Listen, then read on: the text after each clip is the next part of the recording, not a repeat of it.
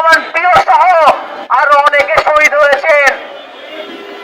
আজকে আওয়ামী লীগ আমলে সাংবাদিকরা রিপোর্ট করার জন্য নানান সময়ে ডিজিটাল নিরাপত্তা আইনে গ্রেফতার হয়েছেন, মামলা খেয়েছেন, ছাত্রলীগের সন্ত্রাসীদের হামলার শিকার হয়েছেন বিভিন্ন জায়গায়। তারপরেও তারা মাঠ ছেড়ে যান নাই।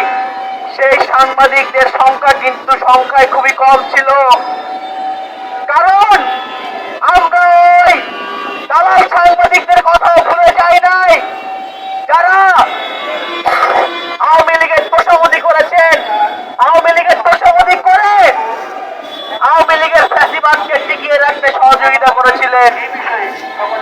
আজকে এই জুলাই গণ অভ্যুত্থানে শ্রমিক, কৃষক, রিক্সাওয়ালা, ছাত্র, সাধারণ মানুষ সবাই আন্দোলনে ছিলেন, সবাই শহীদ হয়েছেন।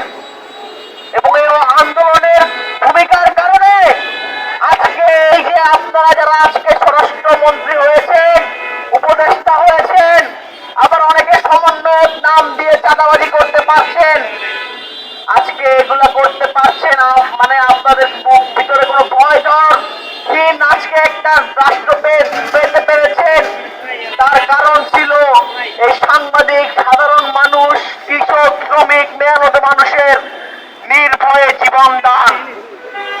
কিন্তু আমরা লক্ষ্য করলাম আজকে অভ্যুত্থানের 1 বছর বাংলাদেশের মানুষের নিরাপত্তা আজকে কোথায়? দিনে দুপুরে একজন সাংবাদিককে কুপিয়ে হত্যা করা হচ্ছে,